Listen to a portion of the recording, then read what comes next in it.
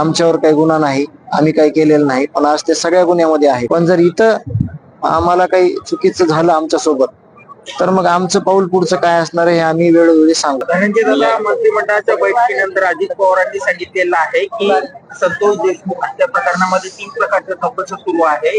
या चौकशीमध्ये जो कोणी दोषी आढळेल त्यावर आम्ही कारवाई करू. त्यामुळं सध्या आपण जर पाहिलं तर धनंजय मुंडे यांचा राजीनामा डायरेक्टली नाही पण इनडायरेक्टली घेण्यास त्यांनी नकार दिलेला.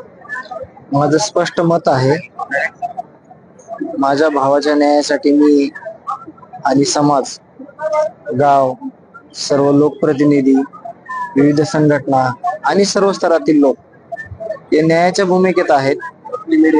आणि मुख्यमंत्री साहेबांनी दिलेला शब्द आहे त्यावर आमचं कुटुंबीय, गाव, समाज म्हणजे अस्वस्थ आहे की मुख्यमंत्री साहेब आपल्याला न्याय देणार, हे शासन आपल्याला न्याय देणार.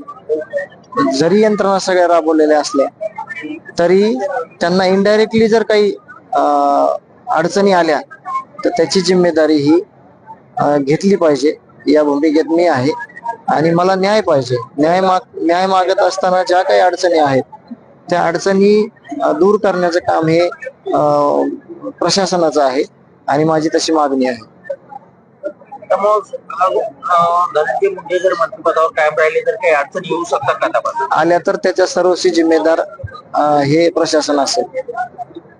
मला सांगा, मुख्यमंत्री दोन्ही उपमुख्यमंत्री भेटले आणि अजितदादा असे देखील सांगितले की येऊन दोघांनाही भेटला. मात्र दोघांचे एकच मत आहे की जोपर्यंत आरोप सिद्ध होत नाही तोपर्यंत एखाद्यावर बळजबरीने कारवाई करणं हे देखील योग्य नाही.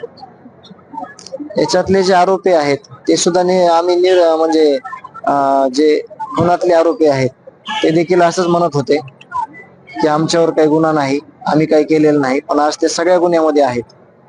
म्हणजे माझी विनंती आहे की ज्या गोष्टीने या हत्या प्रकरणात तपासाला अडचण येईल अशा सगळ्या गोष्टीची काळजी या सरकारनं अगोदरच घेतली पाहिजे, जेणेकरून अडचण आल्यानंतर पुन्हा सोडवण्यापेक्षा अडचण येण्याच्या अगोदरच अडचण न निर्माण होण्यासाठी प्रयत्न करावे.